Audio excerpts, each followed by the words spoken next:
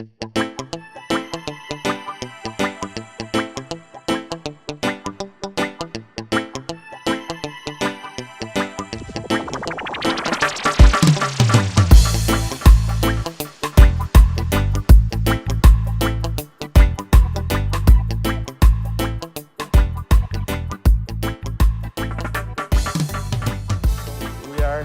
at Mr. Gray's farm, is that correct? Yes.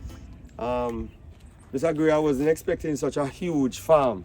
Did you run this entire operation here? No man, the owner for the farm is around here, Michael. Okay, so you share with him? Yes. You share the resources here.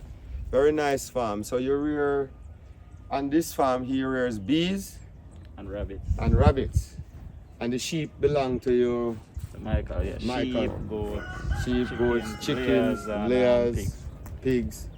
Yeah, quite a big farm with a lot of things happening here. So we come to take a look. Very exciting to see.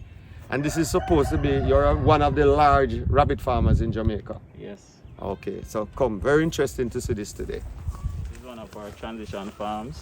We actually started setting up this operation in May of 2021. So early stages.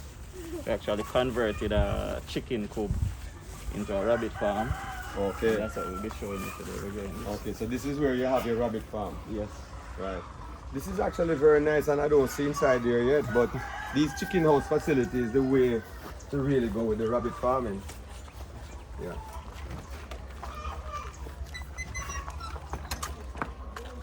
Wow. Very, very, very massive setup here. Like about how much cages you have here?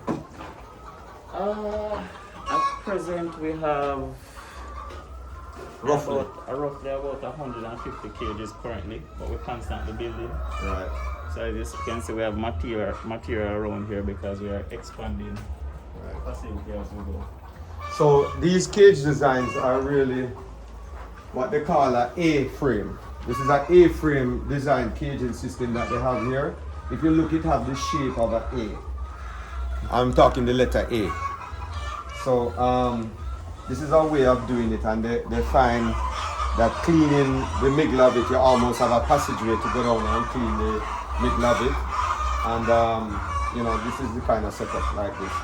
I personally don't like it because it takes up more space, and in a setup like this, you could probably put maybe 1,000 cages in this, but with the A-frame, it takes up more space. What this is really is, instead of pulling down the chicken coop, we literally just converted them for the time being. Okay. Because we're in the process of building a state-of-the-art rabbit facility. Right. But because of the need to get going in a speedy manner, we just converted them, wired up these with chicken mesh on. Oh, so these were actually... These are the old chicken coops. Oh, these were chicken hoops. Yeah, man. Oh, okay. Because the challenge we're having is getting rabbit mesh for rabbit cages. Right. It's expensive. Very expensive, and we have to actually import, so we'll be getting meshes in possibly by the end of this month. Okay, good. So Ready to order one container?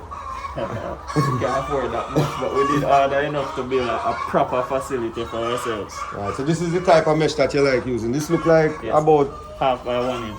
And what gauge? This look like 17 gauge. That is 17. That's 17 what gauge. Conquel had at the time. Right. But we prefer 16 gauge. Right. And just to let you know, the lower down you get in the gauge is the thicker the wire is. So 17 gauge, 16 gauge is actually a thicker, heavier mesh. Yes. Right. And it cut you. All right. So we look some of the stock. You actually said that you toned down in the COVID time. You cut down on your rabbit. No. What happened is we started producing rabbits. And we started as a partnership in 2014. In 2017, we dissolved the partnership, but I continued buying and selling the meat. Right. Because we've been servicing the hotel and restaurant industry since 2014. Right. And so what we chose to do at the time was just integrate other farmers. So we have over 40 farms that sell us their rabbit meat. During COVID, a lot of the farmers started to cut back their production. And we advise that instead of stop breeding, it's better you cut back feed them grass if you can't afford the bag bag feed. feed, but keep producing. Not all farmers took our advice. So when the market started to open back up, we started to have an issue with supply. So we had to make a decision to go into production ourselves. And so we just jumped right back in. At that time, how much meat were you put into the market, say, per month? How During much- COVID, No, when you were in the height of your production, before COVID. it's hard to tell because Roughly, what were you producing, you'd say? I would say somewhere close to maybe 1,000 rabbits. We're going 1,000 rabbits is about how much pound? Like about 3,000 3,000 about 3,000 pounds of rabbit Yeah. meat you were Yeah. supplying to the industry at the time. Yes. That was like what, 2020? 2019? 2019. 2019. Yeah, around 2019 you're about. And you had a market. So people, one of the things that I've always said is that there is this market for rabbit meat, but it's a niche market and you have to go out there and seek out this market because, you know, it is there. Yes. But one of the things with us is that we ensure that we don't take on markets that we cannot supply consistently. Right. Because when we did our initial market assessment back in 2013, we found out that a lot of farmers were going to hotels, especially, saying that they have rabbit meat, but after the first or second order, they can't deliver. Right. So we made a commitment that every market we took on, we wanted to ensure that we had supply for the year. We could supply them year-round before we take on someone else. Right. So our supply really has been our biggest restrictor. So we only take on, as soon as we get more supply, we go for another market. Right. So the potential is there, but I know our formula works. You see why your formula works, right? And as we were saying with rabbit rearing, you have to have cluster groups and other people involved that you can supply, and that's what you did in the past. If you are taking from many farmers, he had 40 farmers before supplying him with rabbit meat. So, you know, every farmer would be rearing on their operation. It's easy for other farmers to push up their operation. And if a farmer push up their operation by say 20 or 30 rabbit, and everybody did that, the accumulative gains are very big. It's big, but what we've found is that we've adopted a system where we breed rabbits every 2 weeks. There was a time we were breeding every week. Right. We've been trying to integrate the farmers to utilize a similar model. Instead of breeding once and waiting 4 months before you breed again, breeding consistently. Only a small number of our suppliers actually did. And they Right. will end up being some of our more consistent suppliers.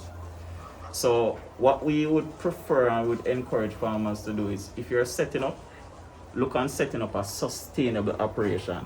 Right. Because sustainability is the key. Right. And once they're able to do that, then they're able to be a more consistent supplier, and also their cash flow becomes more consistent. Right. Because, you know, you have to, when you go into this market, as he said before, you have to be able to supply that market every time, and you can't miss a beat. Can't. Right? Because if the customer wants 100 pound of rabbit every week, you have to give them 100 pound of rabbit every week because it's on their menu. Yes. And they can't take it off. They don't want to take it off. So it is important. So this farm here is an old chicken farm that he has converted. As you can look, he has his rabbit. They converted the old A-type cages, and you know, he meshed the floor, and he has rabbits in these, you know, but they all look young. These are Now what you're seeing here, these are actually mothers with their babies. So these Oh. are actually due to be weaned today. okay. So you're Right. weaning off some rabbits Yeah today. man, wean off today, we're doing breeding today. We should be putting out about 30 rabbits today. And yeah, so all of the rabbits at the top they are breeders. Right. Some at the bottom here are breeders and fryers. And yeah, we'll be weaning off and putting back our mothers out Okay. for breeding today. Okay. And your breeds of rabbits seem to be mixed. I mean, they mainly look, you have some California looking rabbits, you have a New Zealand looking rabbits. You seem to have a lot of different kind of mixed genetics here. Yes, because we've not been able to find the quality breed stock that we want. So one of your downfall with this rabbit thing is that you need new genetics. Definitely need new genetics. Well, I have reached out and we are talking to the Minister of Agriculture, and you are one of them who want new genetics to really push up your production in a huge way, because you want to go to what kind of number in your rabbits? What number you're thinking of? Well, to really supply your market. The truth is, until we reach 10,000 rabbit, we haven't reached where we need to reach. Yes. So that's the real starting point for us. So he wants to reach 10,000 rabbits, and that 10,000 mark that you touch is where it really needs to be, because I have a thing out there that with this thing, if you don't have the large enough numbers of what you're doing, then the profit is not going to be realized, because we're talking about profit where you can sustain this and live good, buy a vehicle and have your house and live a good life.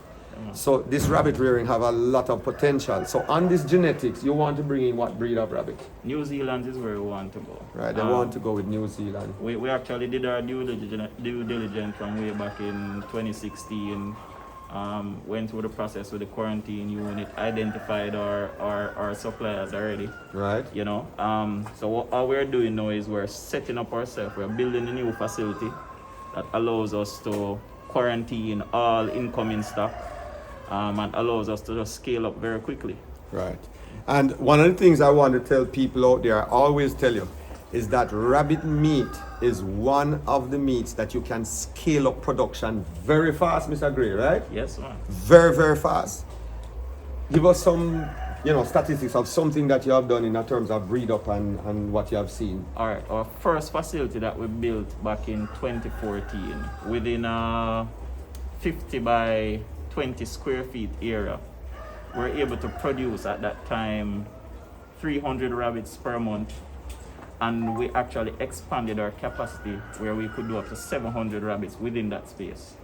How long it took you to do that? You would say to ramp up to that type of number? We hit 300 within I think it was 6 months. 6 months. Because we at the time we started with 70 rabbits.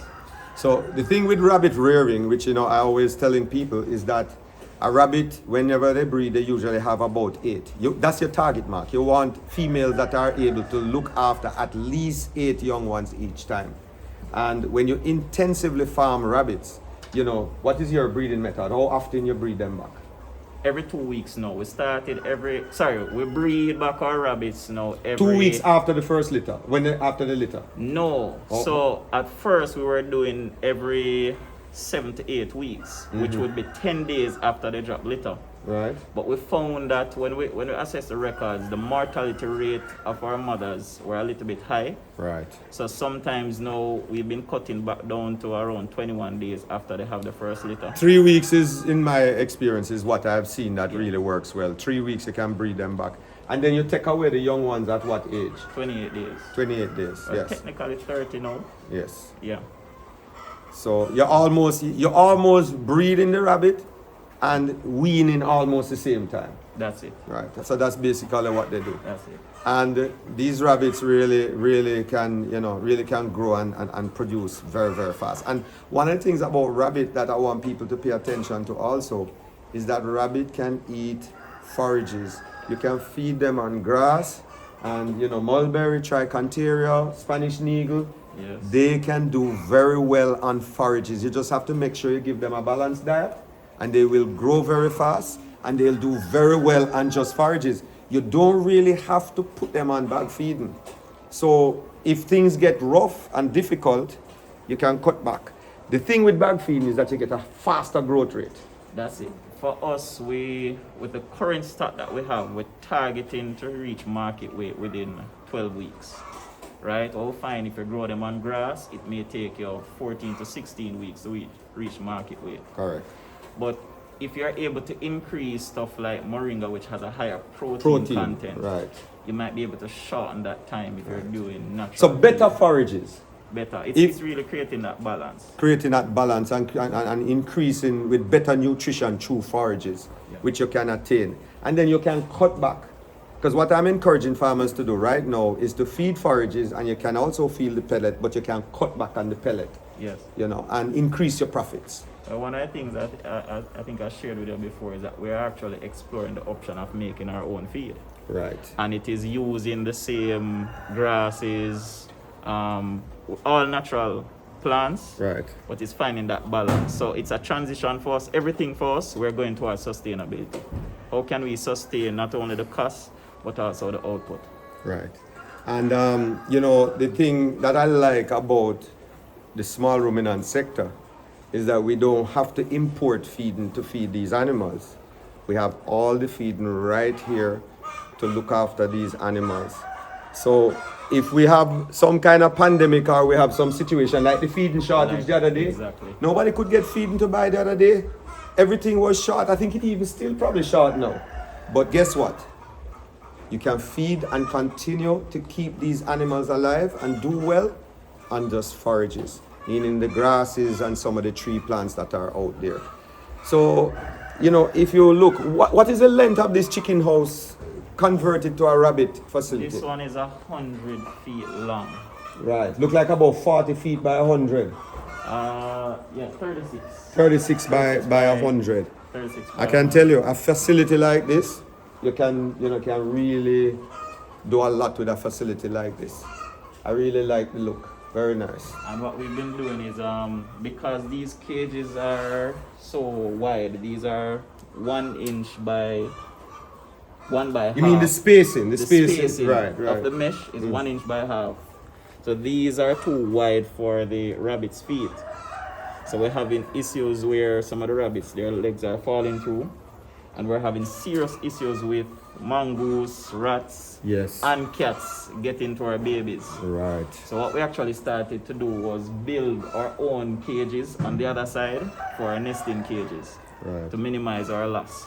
Right. Because yes, parasites, well, rats and all of that is and also the mice will go in there and eat the feeding. That's right. And you have to have more control on your feeding because like this might have a little feeding in there. Rats will come in here, eat the feeding, contaminate the feeding. Rats carry a lot of diseases and all kind of things. It increases your mortality. That's true. You know, it increases your mortality. So for our breed stock, we run them on a strict ration because we don't want them to be overweight. We want them to stay at performance condition. And our nesting mothers now, they'll get unlimited food just as our fryers for them to catch back their weight in a speedy manner. Mm-hmm. Yes, very, very nice. So how often you have to clean this? Well, we clean twice per week in here. Mm-hmm. Under that regime, we're able to keep everything under control. It's been a little bit, a learning experience because we weren't accustomed to the tunnel setup. Right. So we do a cycle every 3 to 4 days, and once the manure dries out, then we bag it and send it out to the compost heap. Okay, so you actually sell the manure? Or what you do with the manure?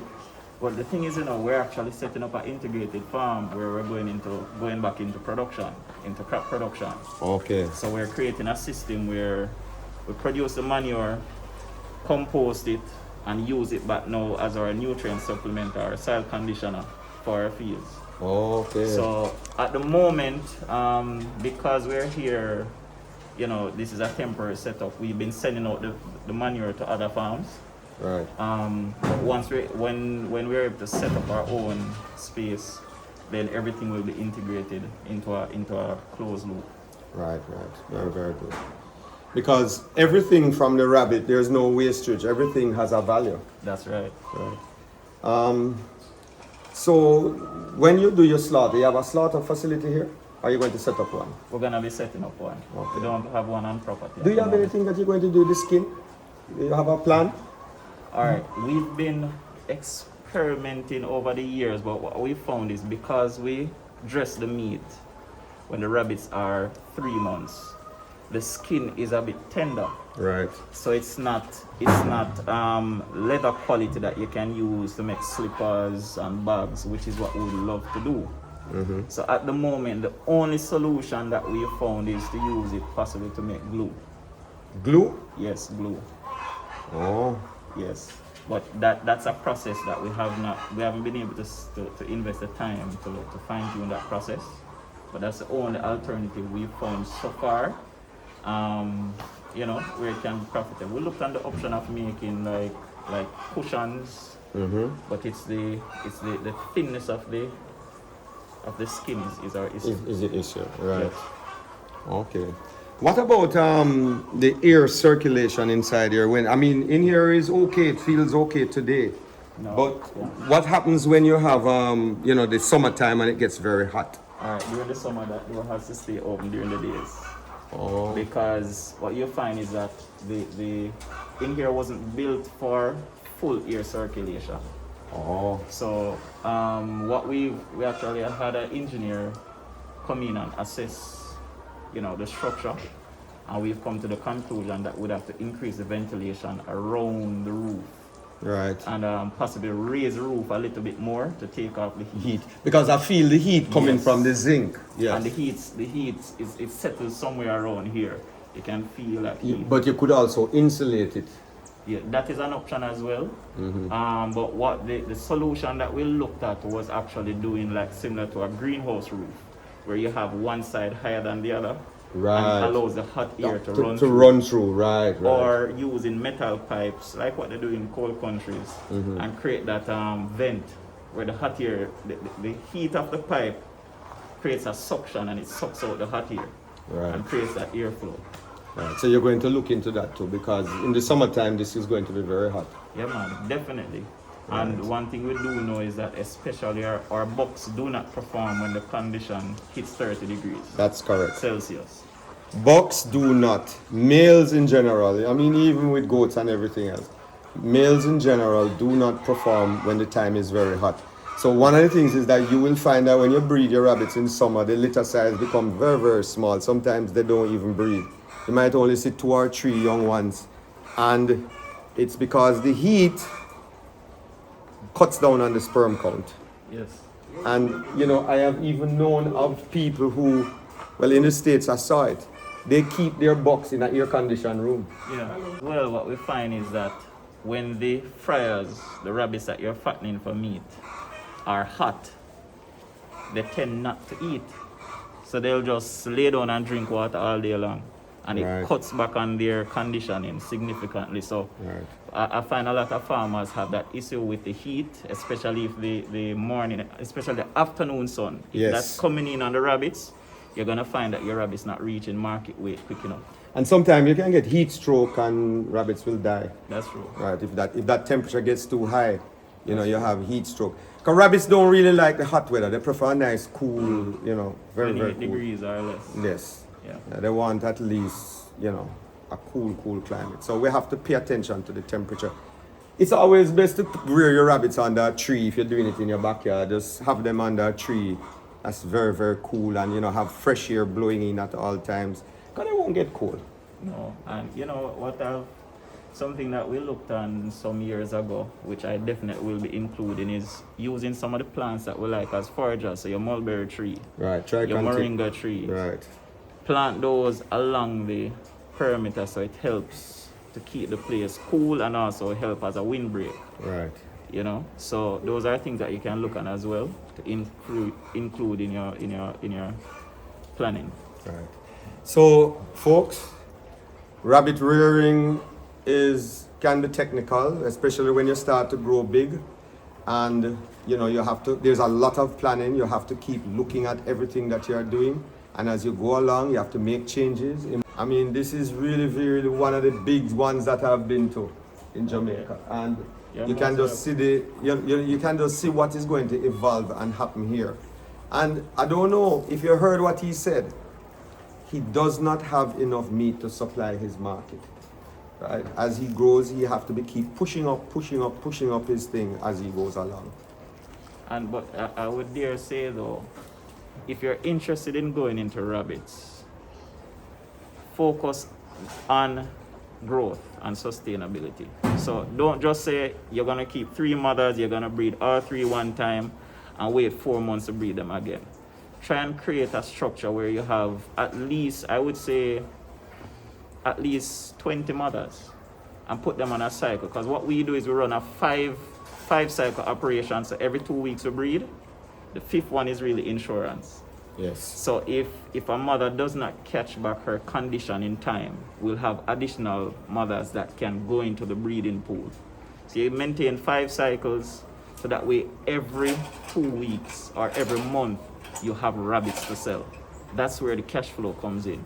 And that's very important to maintain a sustainable operation. Right. And I must also tell you that Mr. Gray here, he's also a teacher. He does many, many different things. He also does bees, and he does a lot of other products from, of his operation. So we are also going to be having a look at his bees operation shortly. And I am sure he's going to have a training class on rabbit at some point. Yes. He has Zoom classes and, practical training on all the different aspects of what he does, because he wants to share this information with all of you farmers out there, because we need to be all growing strong together. So, Mr. Gray, thank you so much to have invited me to see your farm. And I hope that you grow from strength to strength. Thank you. Thank you. For coming. Please continue to subscribe to my channel. I really enjoyed bringing this video to you today, and there's so much to learn. A lot of people have doubts about rabbit farming, and if you see this operation, you'll be very enlightened. Thank you.